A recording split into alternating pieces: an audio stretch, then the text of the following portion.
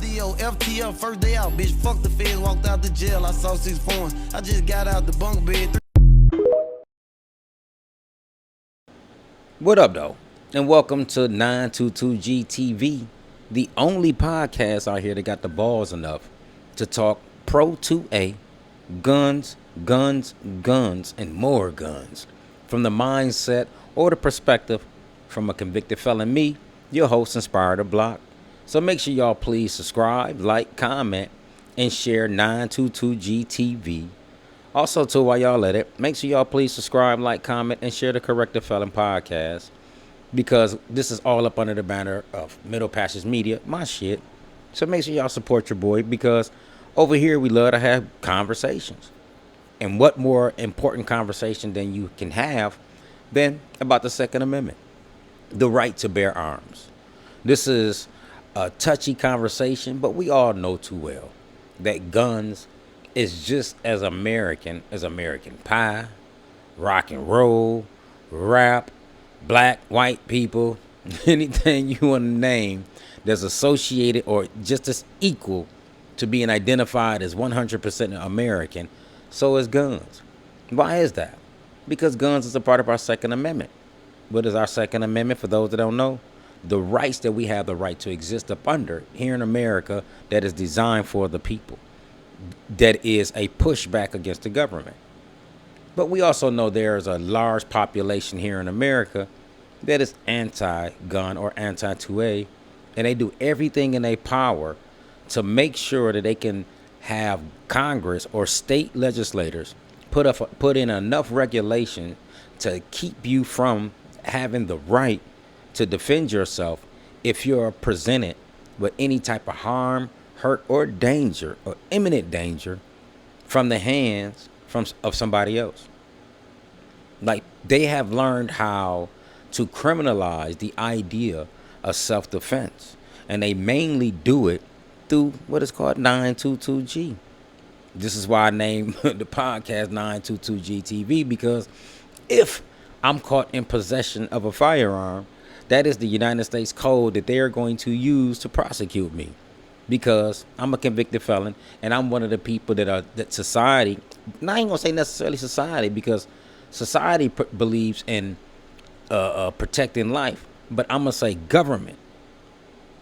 Government believes somebody like myself, because I am a formerly incarcerated individual, that I should not have the right to defend myself from anybody that's trying to take my life. But government pretty much says is that, hey, you're on your own, buddy, now, because you caught a felony. But if we have the right conversations on the right subject matters, then we can come to a collective consensus to understand that, no, the Second Amendment applies to all those who are law-abiding citizens. Also, too, it don't make a difference if you're a criminal or not. Excuse me. If somebody decides to approach you just out of sporadic events of life, right? They don't have to know you. They don't have to be a friend of yours. They don't have to know you whatsoever to cause you any kind of harm. And I believe in that moment, you still have a right to defend yourself. And nobody has the right to say that you don't, just because you're a convicted felon here in America. Now, them ain't gonna be the only conversations that we having over here. And I ain't gonna lie to y'all. We're gonna be talking about a lot of gun regulation and gun rights. Because in America, especially in the Supreme Court or throughout the courts, there's a multitude of challenges to gun regulations here in America. For example, I live down here in Atlanta. I'm reporting live from the west side, over here of Joseph E. Boone and Mason Turner. And I live in an area to where it is very high crime. Excuse me. But you don't have to just be a felon or have a felony conviction to catch a gun case here in America. No, the fuck you don't. All you have to do is be in the right situation at the right time, then your ass will find out what kind of gun charge you have, depending on who's going to prosecute you, whether it's on a state or on a federal level. If it's on the federal level, it's a lot of things that can send you to prison that you didn't know about. or know of, once again, even if you're not a felon or somebody that's been convicted of a felony, but still ultimately can catch a gun charge and be facing 15 years in the Federal Department of Corrections or the Federal Department of Prisons. I'm dead serious, and we're going to talk about that today because recently the United States Supreme Court had a major ruling on some gun regulation here in America, and they ruled that this particular kind of gun regulation was unconstitutional. And what they did was they didn't really overturn the conviction or sentence. What they did is affirm a Sixth Circuit ruling based on a case which is entitled United States versus Hemani. Now, Ali Hemani, I believe that's how you pronounce his name. Ali Hemani. Well, first and foremost, let me give it to you. United States versus Hemani. Let me give you the whole breakdown. Case number is 24-1234. The case was argued on March 2nd of 2026, and then the United States Supreme Court decided on it on June 18th, 2026. Once again, this is United States versus Hemani. This is the deciding case that actually opened up some shit here in America today regarding gun regulations. And like I said, I'm going to get off into it. So Ali Hemani, this guy is a dual citizen from Pakistan and the United States, but because he was born in Texas. His parents are, apparently are from Pakistan. They moved over here some time ago. The guy was born in Texas, so that gave him dual citizenship. Him and his family, a couple of years ago, was suspected of terroristic related activities. And what normally does the federal government do when they get these kind of information? They conduct a raid and they kick down doors. They knock in the beginning if you answer, but they really want to kick that bitch down. But they get a warrant and they come search your house.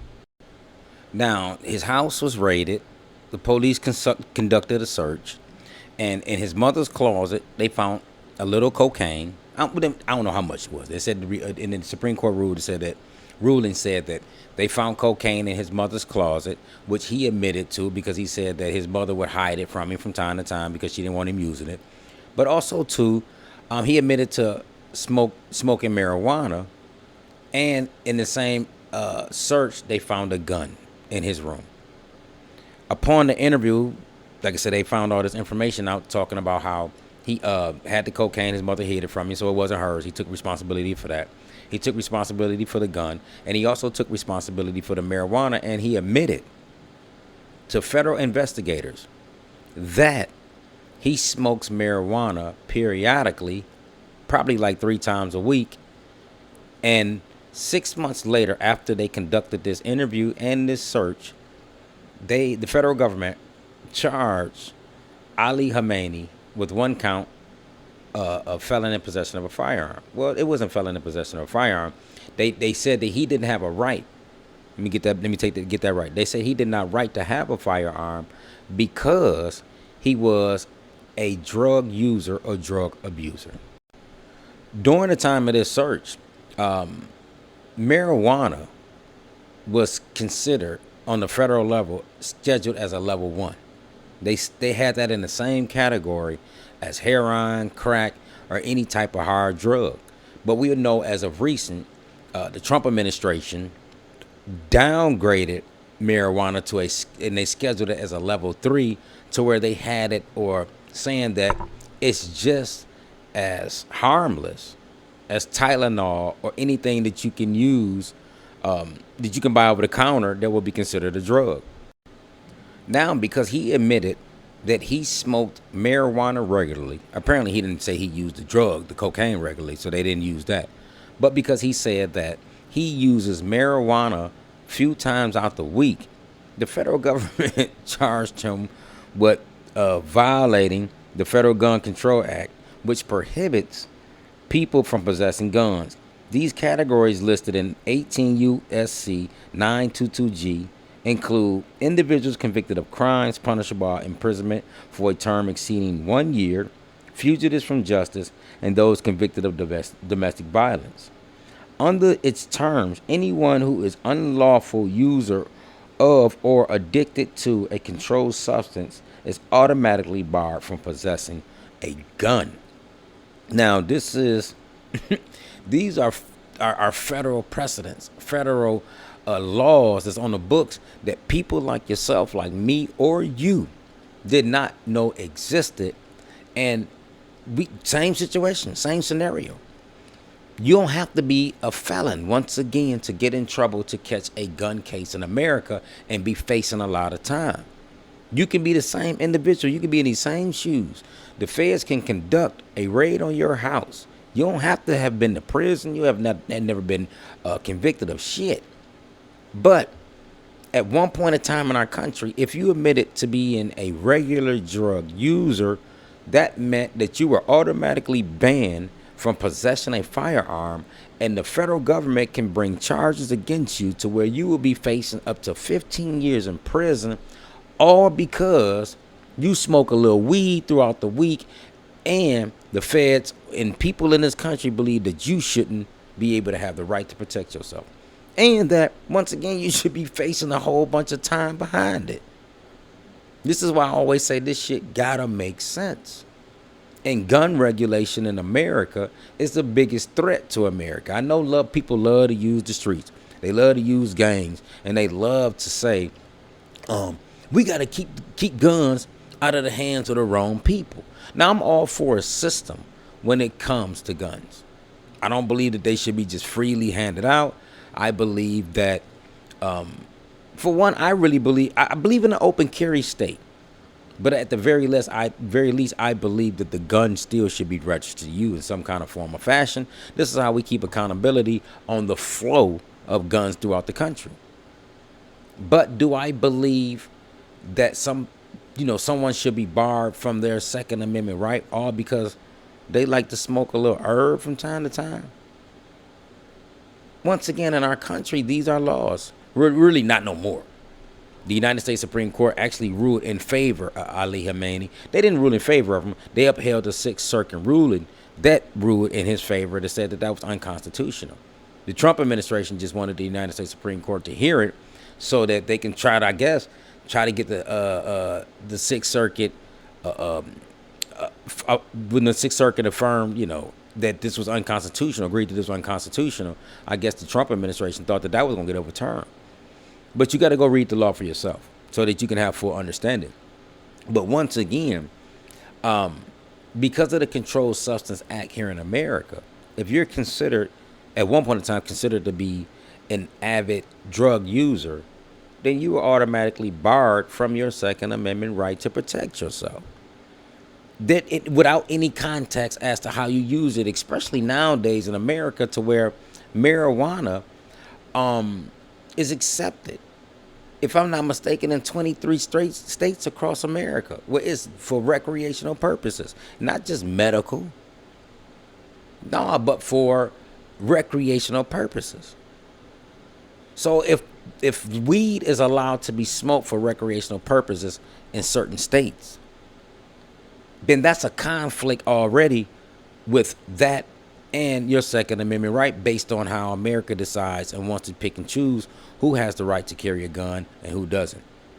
And the fact that they believe that, at one point in time, they believed that if you were a weed smoker or a drug user, you shouldn't have that right because they love to associate drugs with crime. They have this idea that if you abuse drugs, then in some way, some form of fashion, you're eventually going to abuse the power of the gun and you're going to become a menace to society because, you have a drug habit. Now, I'm not going to say that it has not happened.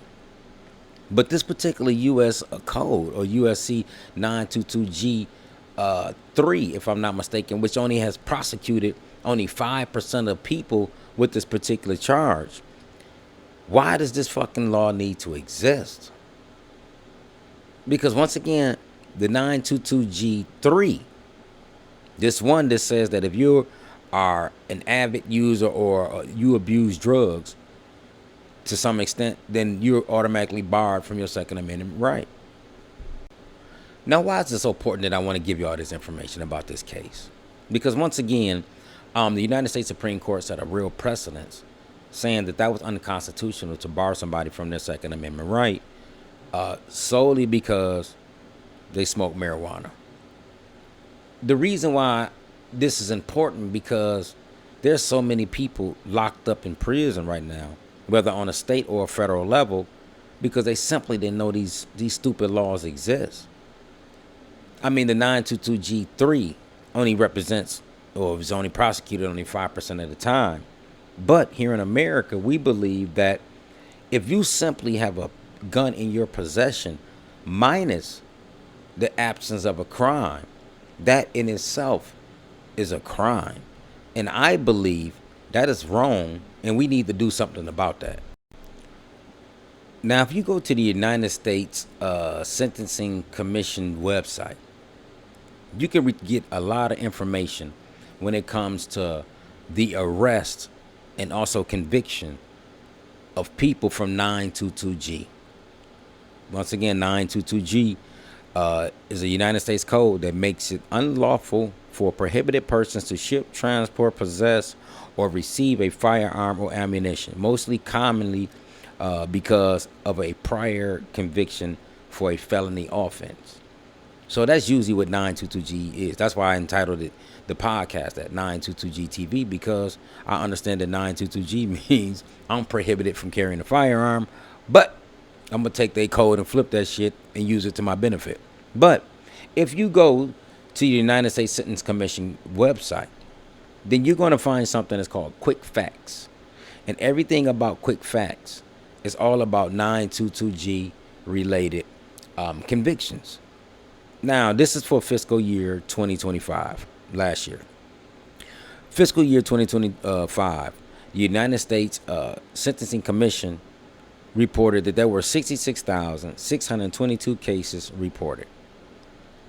Out of these 66,662 cases, 7,245 involved convictions under 18 U.S.C. 922GT. I mean, 922G. I'm thinking of the podcast, but 922G, which meant this here. These cases, these guys or women was found guilty for more than likely just possessing a firearm. And they also give you all the breakdown. For example, they give you preliminary sentencing guidelines. They give you the number of arrests during these times. They give you how many people were black, how many people were white that were arrested for simply just having a gun in their possession. For example, it says individuals and offenses characteristics. 98% of 922G individuals were men. Keep in mind, we're talking about this is 2025 to report the fiscal year 2025. So 98% of the people that was arrested and convicted for 922G were men. Out of this 98%, this is where the shit get real interesting. 58% were black, 20% were white, 18% were Hispanic, and 3% were other races. So out of the 98% of people that violated 922G or was convicted and more than likely sent to prison, well over half were black people or black men. Like, at what point do we not sit back and realize something is fucking wrong with this picture? Because why is the number so large among black people or black men when black men support the Second Amendment wholeheartedly, the overwhelming majority? So in fiscal year 2025, 58% were black, 20% were white, 18% were Hispanic, and 3% of other races. Their average age was 37 years of age. So what this means, or what this information is giving us, is that the average person that was arrested was over 37 years old. They were not in these adolescent stages of life to where they were constantly reoffending over and over and over again. It said 94% were U.S. citizens. Okay, here's some information that is very, very important, and you guys need to know this. It says the top 5 districts for Section 922G individuals were Eastern District of Missouri. They prosecuted over 336 cases. Northern District of Texas, 213. Western District of Texas, 197. Western District of Missouri 194, and Middle District of Florida 194. So these were the top 5 districts, right, that were prosecuting individuals or getting found guilty for 922G, which is those people that were prohibited or are prohibited from carrying a firearm. One of the things that really stuck out to me too was this here. It said districts with the highest proportion of Section 922G cases were the Middle District of North Carolina, 43%, Middle District of Tennessee, 41%, Eastern District of Missouri, 34%, Western District of North Carolina, 34%, Eastern District of Louisiana, 33%, Northern District of Alabama, 33%, and Northern District of Iowa, 33%. If you look at majority of these cases, they coming from cities and states, or the feds are picking them up in areas that is commonly referred to and known to as the South. Even though the South is I would say, the biggest part of the country that's supposed to be pro 2A, they damn sure is anti when it comes to regular citizens having the right to protect themselves when it comes to them being faced with any kind of danger, hurt, harm, or danger from their property or possession. Like in the South, they are they prosecuting like it ain't nothing when it comes to individuals being convicted and sentenced for simply just having a gun. For example, it says primary sentencing guidelines of fiscal year 2025. 80% were unlawful recipient, possession, or transportation firearms or ammunition. What that means is that 80% of these people that were sentenced up under these particular guidelines, they only had a gun on them. They didn't even commit a crime with it. They went to the store. For some reason, they woman called the police and there was a gun in the house. Guy got pulled over, had a gun in the car. 80% of the cases in 2025 that was reported was simply just that. Somebody unlawfully just don't have the right to have a gun. 14% was drug trafficking, meaning that in the process of them arresting somebody for drugs, they had a weapon on them or they had a gun. And then 6% was other, whatever the hell that means. I guess they got a lot of shit going on the federal level that you can use to enhance your guidelines or the primary sentencing guidelines, what they apply to. So, but man, people are just being, in my belief and in my opinion, American citizens are being prosecuted for simply protecting themselves. Like that can't feel good to people who really support the Second Amendment. Like, we really, really got to understand the importance of what we're doing. So therefore, we need to get rid of a lot of this regulation. I believe, like Maj Toure said, that gun regulation is racist. And the reason why I believe it's racist because I just gave you the percentage. I gave you 59% of people that was arrested in fiscal year 2025 on a federal level. 59% were black. Like, we don't have the right to protect ourselves in America. But once again, it's all because they had a felony conviction. And we already know the prison, the pipeline, middle school, elementary school, the pipeline, prison pipeline that we have here in America. These numbers signify or make you believe that black men are terrible in this country, are horrible in this country, and that we don't deserve the right to protect ourselves. Once again, we're going to have these conversations over here. I'm not afraid to have them. You can say whatever you want in the comments. You can disagree. You know, I don't give a damn what you say there. It's up to you. I don't care. Most of the time, I'm never going to respond to the comments. I don't care what y'all put in there. You can respond. I want the engagement, but I'm not going to respond if it don't make sense. Because once again, I'm pro 2A. And if you don't like the fact that I'm pro 2A, you can see yourself in another space where they having those kind of conversations. But once again, on 922G TV, we talking pro-gun. We talking anti-regulation. But we also talking solutions to the problem. So until next time, I want to thank y'all for tapping in with your boy. Go look up the information that I gave y'all. Go look up these cases because you need to know them. Information is key, because if not, you don't know what you're facing, especially when it comes to your constitutional rights. I hate the idea that we criminalize self-preservation here in America. It's whack, it's bold, it's unjust, it's unconstitutional. But because we have political agendas in America, this kind of shit happens. And it's time for the people, us, those that are pro 2A, to collectively come together so that we can demand our rights. Nobody should be taking our rights from us, especially, I don't care if you went to prison. If you went to prison, you served your time, you completed all of your probation, parole, whatever supervised shit that you had to do, and you completed it.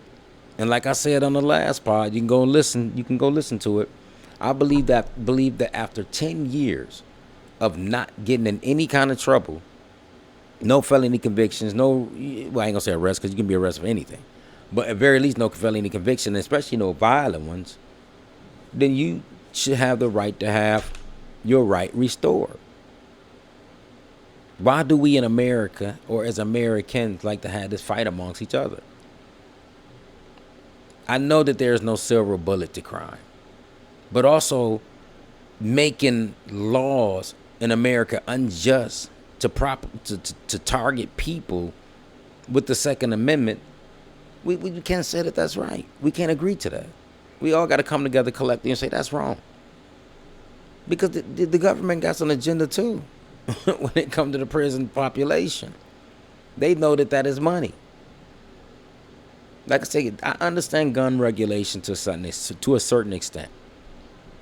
I'm going to always repeat it. I don't care how many times you listen to the pod. I'm going to say it. Should there be some regulation? Yes. Amongst those who've been to prison for violent crimes? Yes, there should be some. Should people with mental health disorders be allowed to have a gun? No. Especially if they're somebody deep with schizophrenia and shit like that. Nah, you constantly find yourself depressed, because I don't believe that those kind of people would use the gun on somebody else. They use it on themselves, maybe their families. Let me take that back. You got some motherfuckers out there that do some shit, but for the most part, the gun will be used on themselves. Yes, that is a bad thing. We wouldn't want that. So this is why I believe that until they can show that they've reached a level to where they're no longer in that space, then yeah, they can have their gun rights back, or have the right to protect themselves. And on a criminal level, I believe those that if you've been convicted of a sexual crime, I don't believe that you should be barred for life, but I do believe that you should be barred for enough time to where you'll get the point to where you don't want to go through that again. Because sexual crimes are usually crimes of passion. People like to do that kind of stuff. And that's not a society in which I want to live in, because I got a daughter now and I got a granddaughter. And if you should never impose upon your will, to take what's theirs, especially their body. And most people that's been convicted of sexual crimes tend to always repeat that. So once again, I hate to put y'all in that category. No, I don't. I'm lying. I love to put y'all in that category because you deserve to be in there. I believe that your penalties really should be higher. But that's another conversation for another day. And we're not going to do it on 922GTV. But I do believe that gun regulations surrounding people who've been convicted for sexual crimes should be extended longer than those of anybody else. So we're going to keep having these conversations. 922GTV is the shit, because we talking pro-guns. Who don't like to talk guns? Guns, to me, go in the same conversation with religion and also sports. So, once again, make sure y'all please subscribe, like, comment, tap in with your boy continuously. Make sure y'all share, talk about the Corrected Fella podcast as well. That's my other podcast that I do. But also 922GTV.